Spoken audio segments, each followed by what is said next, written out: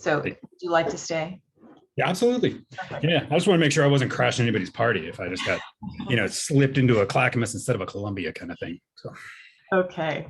So I am going to put in the chat the Miro link to where we are in the board. If you're interested in joining, I will also just share screen so we can see where we are. Marnie, do you need me to take notes? Yes, please. Awesome. So let's maybe start with who made it to the conversation, the task force conversation the other day. I'm actually not sure when you all met. Yes, Sarah? Is there anyone else who was there? Did you start recording, Marnie? I didn't know if you Did. Oh, okay. Just making sure. Yes, I'm double checking. Yes. I was there. Okay, is there anyone who was not? Okay, great. So maybe we should do a recap. Would somebody volunteer to recap kind of where you landed? And the notes are in the chat for that meeting. Yeah, I think where we landed was not that different because I had sent these notes. I had sort of sent before the meeting, even to folks who weren't able to make it. I sort of sent around like, here's my understanding of where we left things. And I think where we left things was actually pretty close to consensus on sort of the big question of which of these three locations that we would prefer. And I would say that after we had a good conversation, we kind of went a little bit more in depth about sort of the issue of portables, about sort of the community building that might need to happen between the Bridger and the creative science community, kind of naming that because of the delay in implementation, that there may be some in the same way that that PPS and the board have sort of offered to give some extra support to Harrison Park's middle school program, Bridger's neighborhood program, which will still be a single strand for another year, might need to be looked at for some support like that. There may be some staffing questions at Creative Science that might need to be looked. So it's sort of like support for schools in the transition was a topic that came up. But I'd say that unless anyone has, I mean, it seems like there continues to be pretty strong consensus that of the three options, Bridger as the location for creative science as a K-8 school is what we would recommend. But others should please feel free to add on or disagree with that. So we have about 20 minutes to discuss that if you do have consensus around that. And what will you report out to the big group and how will you present it? So maybe is there anyone who, shall we do a fist of 5 again? Fist is 0, not on board with what Andy just presented. 5 is 100% on board. So can I just see your hands? And maybe Deanne and Jonathan, you can just put it in the chat. Okay, Beth, you had me going there for a minute. Oh, we're doing video. Yeah. With your hand, yeah. Is there anybody who's a 3 or lower? How about you, Marissa? Oh, you were frozen. Sorry. There you go. Okay, great. So it looks to me like we're at 4 and above on this. Would anyone like to tweak it at all? Is there anything that should be changed in order for you to be a 5? I just want to know about the modulars. I think Yeah. that's my last concern, and then I would be a 5. Okay. And what we talked, so I mean, I can recap, or I mean, Christy, you should also jump in. I mean, I think that's my thing too. And it's not because I don't think we're going to get there. It's just that it's going to be one of those things that's going to depend on the implementation, right? So there's no way to guarantee it up front. But I think my understanding is there's, and Misha and Christy, or either Misha or Christy, I forget who shared sort of a conversation with Judy, who weighed in on this too, that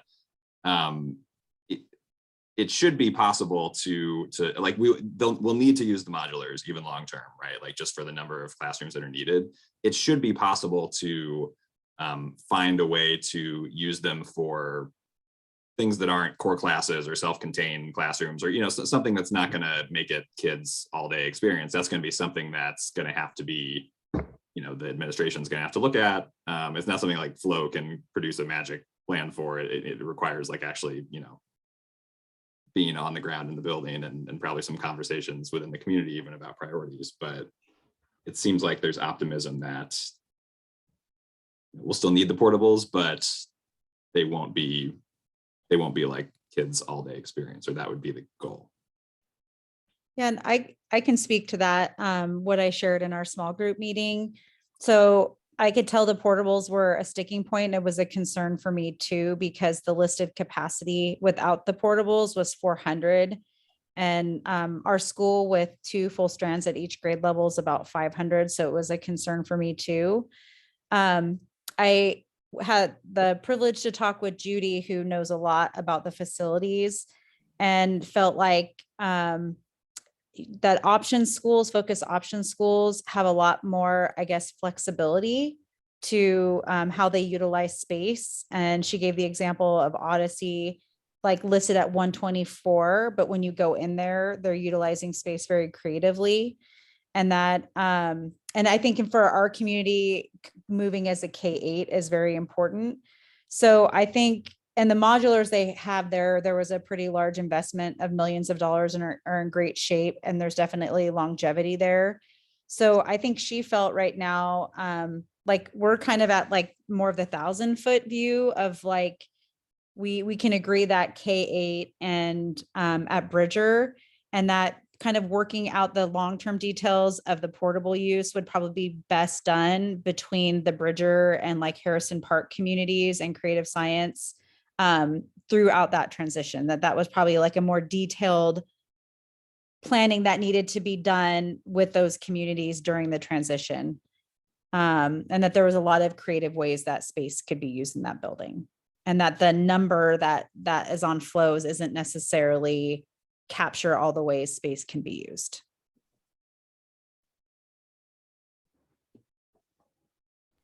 Thank you. It sounds like it's an acceptable, my biggest concern is like, is that acceptable to the community affected? So it sounds like you feel like yes. And that was my main concern actually, so. That's my sense, at least from the feedback we've gotten from the Bridger community.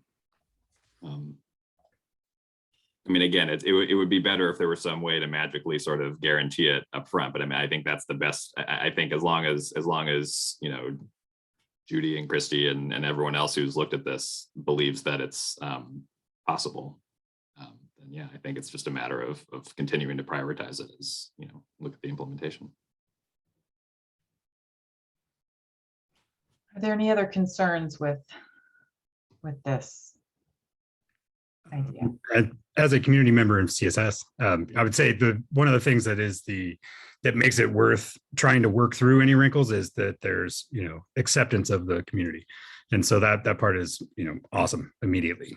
One of the things I have heard from parents around is concern about the age of Bridger's building and what will happen during rebuild, and if there's going to be a move or if there's capacity changes. The modular stuff could get addressed there too, but I think some people have heard that it's falling apart, or is, I don't know what people's different levels of school, is, but, some people thought it might have a shorter lifetime future. So I wasn't sure. I haven't seen it. I wouldn't characterize it as falling apart as someone who's familiar with the building. I think, or I don't know, PPS folks would know. I as far as I'm aware, it's not slated for any rebuild. I mean, I guess who knows what happens in future bonds and stuff. Yeah. Certainly not falling apart compared to any other school. I mean, it's an old school, but I mean, I'd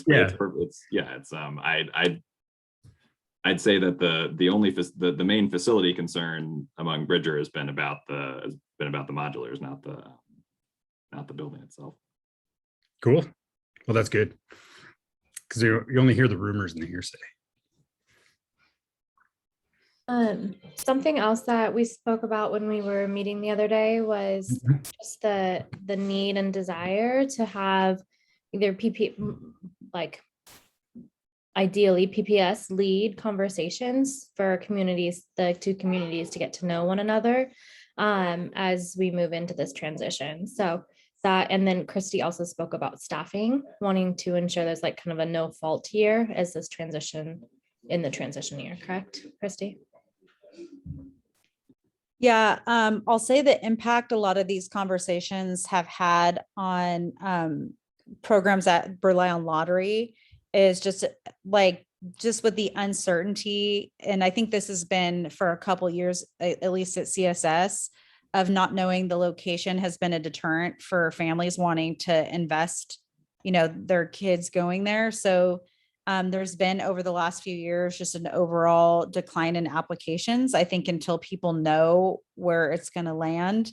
I imagine that's happening with a lot of even, some of the DLI programs that are by application, is that people don't want to apply to something where they don't know where it's going to be. So we're facing, and I know looking even from the projections that flow, it's an algorithm. And since there has been a little less people applying, like our algorithm is going down, and it would be like a significant decrease in staffing.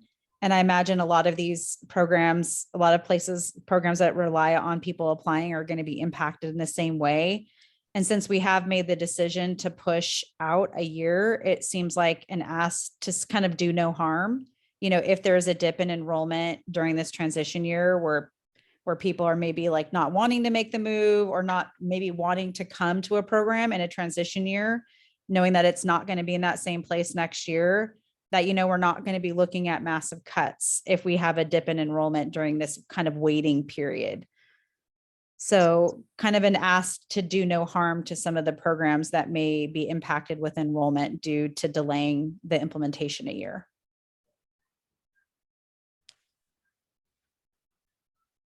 Yep, and we captured that in the notes from that conversation. There were a couple of other 4s. Are there any other concerns? What would it take to get you to 5?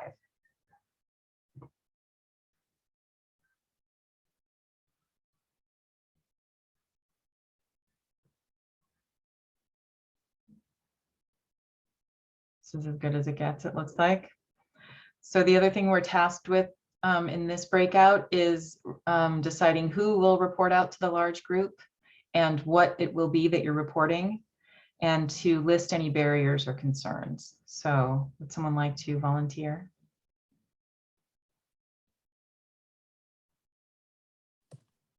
I nominate Andy. I'm happy to do it. I think I ended up as like yes, I'm happy to do it. Great. And what I would present is essentially, I think what we just said is more or less the recap that's in those notes. So if it's possible to even share that while we're talking, I can just kind of run through that. Okay, great. I will. So, and keeping in mind that we want any outstanding questions and the barriers, and to share how close we are to, this is basically consensus 4s and 5s. You don't have to be jumping for joy over it. The other thing is that we are going to vote on all of them and see how the large group feels about what has been presented by each small group. So we'll have to have kind of a contained presentation of something we can write in a very, like a short sentence, to try to wrap it all into one for Nathan to put into a poll. So no pressure, but if you could just wrap up that whole page into. I think it's just the bold headline at the top, right? Like what it is. It's CSS relocates to Bridger as a K-8 school. I don't know if we want to wrap up any of the, I don't know if we have to have people also give consensus on some of the caveats we just talked about. But I don't think so. I think you just make sure that it's very clear what you have discussed and what you're presenting. This is a understanding the issues with the modulars and the hope for improvement along those lines. All right, well, we still have another 5 minutes. Is there any other, oh, Micah, please.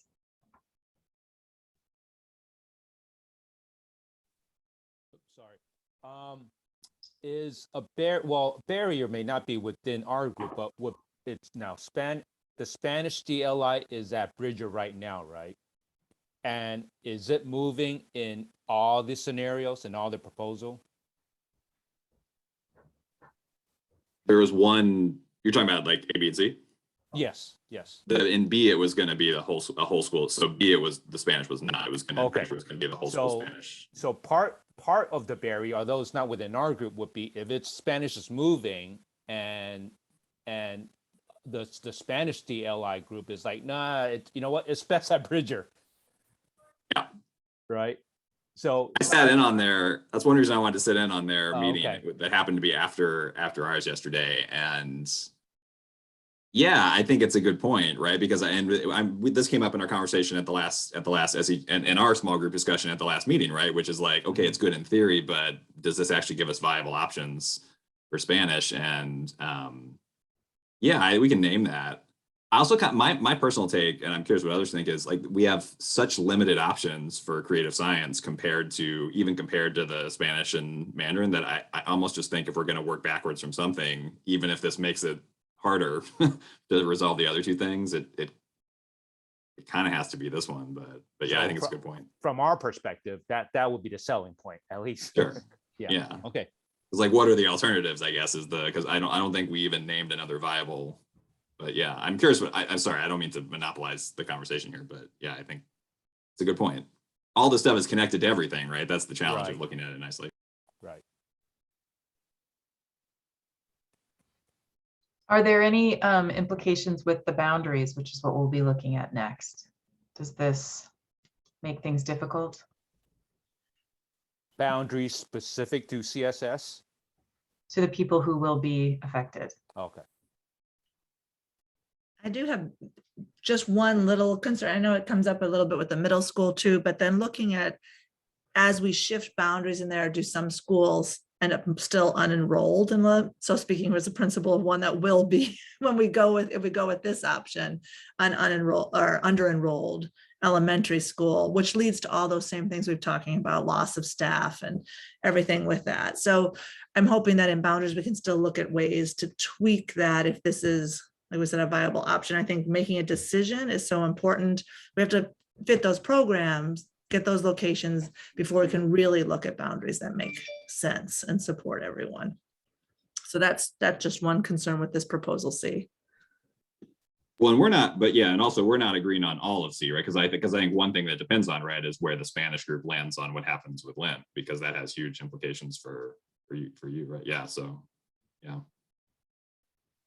And I'll throw out there, being the Selwood parent and Lewis representative, it seems like, I don't know what other schools kind of get a back seat to what's going on, but it seems like Selwood and Lewis is like, hey, we're dealing with the DLIs and CSS.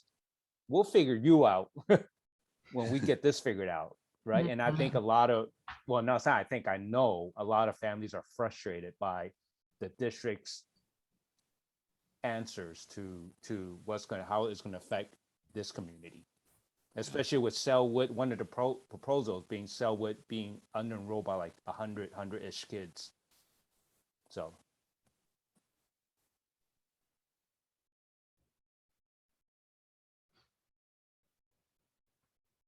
And I mean, there's some wonkiness also in the specific boundary that was drawn here for Bridger, but that's like a question for, we should be so lucky to be on to that conversation, right? So I think I think the answer is there could be implications for the boundaries, but so much hinges on sort of what the resolution is on the Spanish DLI program placements in particular that we'll have to see.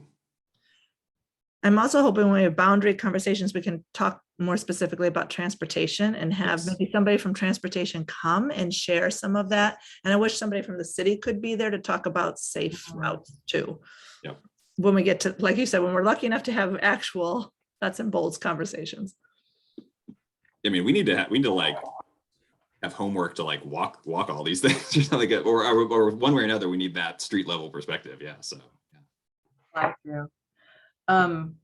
Did you catch that, Ethan, that someone from the city? That's really great. We do have a transportation person here tonight. Did you see? I'm going to tell you her name, Lisa Wheeler. Yes. So we are bringing that in as well. Before I was brought into this group this year, New Year, there was discussion that Safe Routes to School is also doing their own mapping that may come up against what we end up recommending. But we don't share what we're doing until it's done. And our recommendation is together, and then they review it and say, here's the safe routes piece we wanted to talk about. One of the things I was saying is maybe it'd be better if we talked sooner.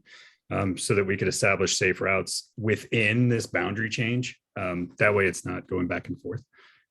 So I'm not sure if the transportation person is part of safe routes or influential there, but that would be another voice. Yeah, that's good to know. Any other last minute? Oh, hi, baby girl. Any other last minute thoughts to support Andy? We're gonna close. I just felt like we need to thank Lisa for the job she does, because I was horrified hearing what she has to do right now with all of the bus issues. Yeah. No kidding. Thank you. So I'm just looking. Okay, we're gonna close the room. Some of the other rooms are not as in consensus as this one. I was So gonna say, I feel like we ended up somehow with the easy one here. I think so too. Yeah. So we'll go to break when we get back.